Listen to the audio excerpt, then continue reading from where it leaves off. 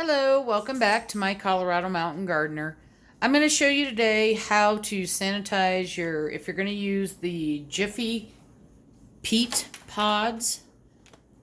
And this is what one of the kits looks like. One thing I always do is I take all the pods out, and I'll explain a little bit more in just a second. And then when I add my boiling water, because even though this looks like it might be sanitary, I'm just going to tell you, you're going to get damp gnats if you do not sanitize your soil. So I will fill it up. You can kind of see here, I usually fill it up to this brim for the first filling with all the pods out with boiling water, and then I put them back in. Now, one thing I want to show you here is the peat pods have two things. This is the top that you plant in, and this is the bottom. When I hydrate mine, I turn them upside down first, and then for the rest of it, to make sure it's all the way hydrated, I flip it up this direction. The reason for that is just because if you pour hot water over the top of these, the dirt can spill out and it gets a little messy. No other reason. I have some boiling water here, and I just heated that up in the microwave because I'm just going to do one pod because I'm not planting anything today, so I don't want to waste too much. And I'm just going to put some hot water in there. Now I'm going to flip this over once again. That's the part that where you plant the seed. We're just going to drop it in. And with the hot water, the hydration happens a lot faster. Maybe not fast enough for this video, but we're hoping. Can you see it growing there? I'm just going to keep adding a little bit of water as we go.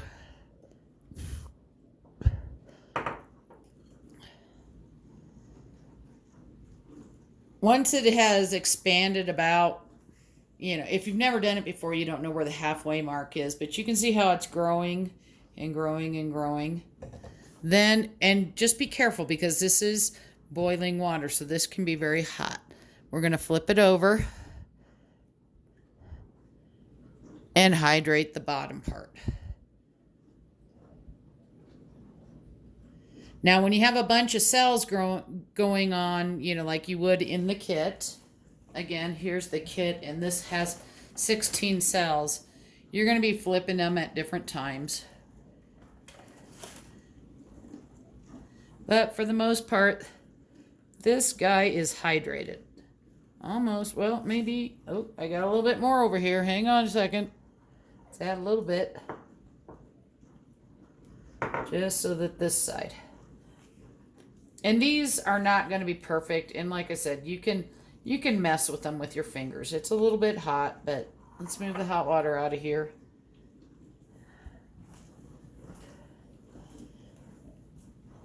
And it's very important to sterilize your soil. But once you've got it to this point, you've got all your stuff and you're ready to plant. Try and move this up here a little bit. What I do is I just have these bamboo skewers. I use them on my grill, so I always have them around. And I also use them to help tack up my plants when they're a little bit younger. But I'm just going to move this down here. You want to pull back this. And again, this is a little hot, so if you see me being jumpy, I always open mine way up like that. Okay? You're going to mix around the top part of this soil just to give it a little bit of loosening up. Just like that. And I'm burning my fingers, but that's okay. Okay. So now that we have that done, depending on what kind of seed you're going to plant, so we're just going to say we're going to plant peppers. If I was going to plant peppers in here, I would do 2 seeds.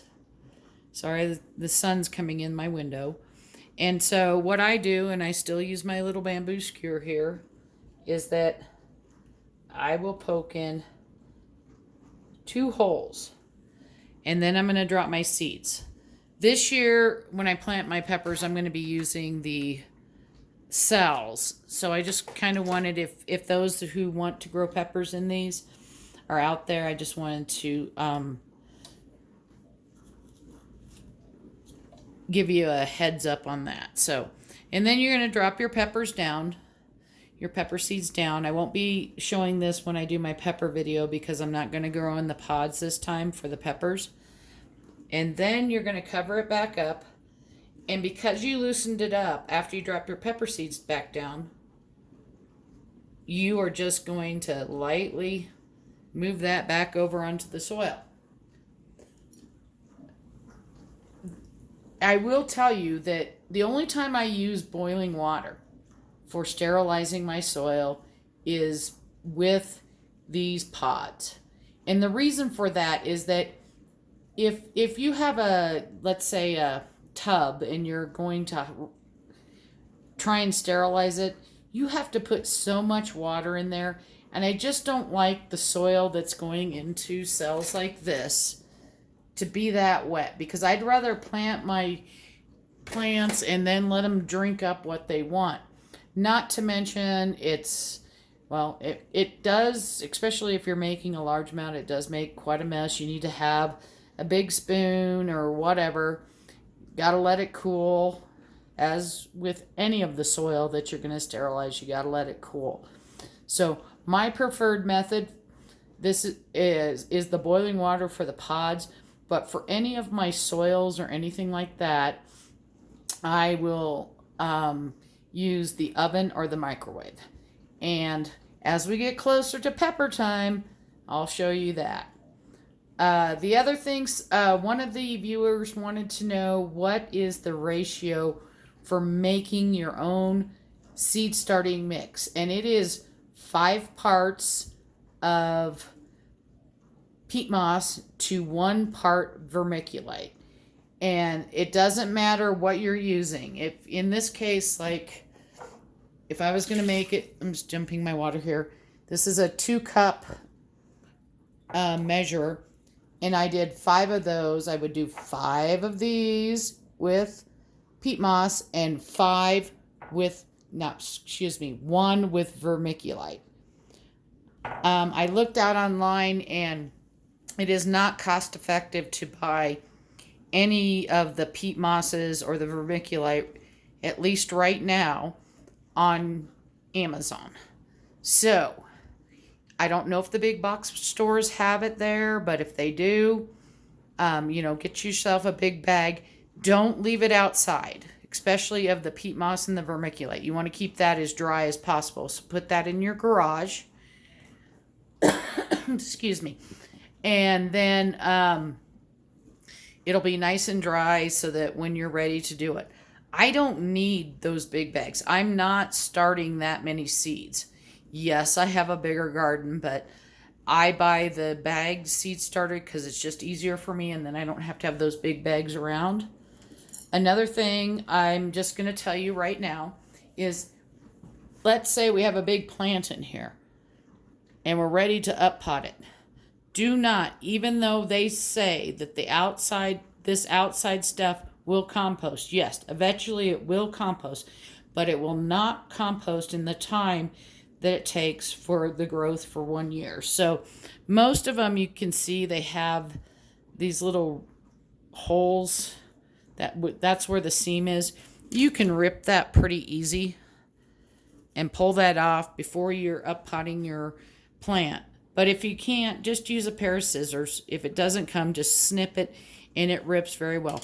Take this entire thing off when you go to up potting. Don't leave it on your plant. I believed them for many years and kept finding that little wad of stuff stuck in my plant. It just doesn't compost down.